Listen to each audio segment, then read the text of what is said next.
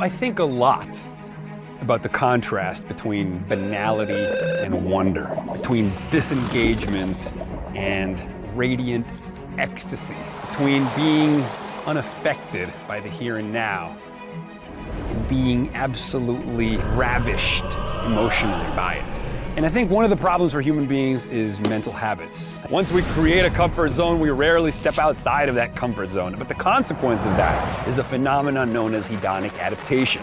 Overstimulation to the same kind of thing, the same stimuli again and again and again, renders said stimuli invisible. Your brain has already mapped it in its own head, and you no longer literally have to be engaged by that. We have eyes yet see not, ears that hear not, and hearts that neither feel nor understand.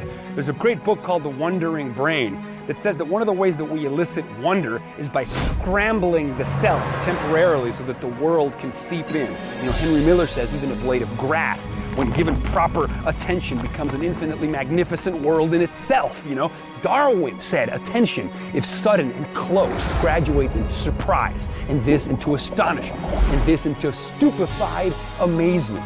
That's what rapture is. That's what illumination is. That's what that sort of infinite comprehending awe that human beings love so much. And so how do we do that? How do we mess with our perceptual apparatus in order to have the kind of emotional and aesthetic experience from life that we render most meaningful? Because we all know those moments are there. Those are the moments that would make final cut. Only in these moments we experience afresh the hardly bearable ecstasy of direct energy exploding on our nerve endings. This is the rhapsodic, ecstatic bursting forth of awe that expands our perceptual parameters beyond all previous limits, and we literally have to reconfigure our mental models of the world in order to assimilate the beauty of that download.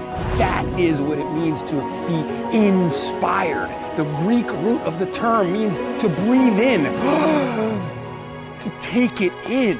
We fit the universe through our brains and it comes out in the form of nothing less than poetry.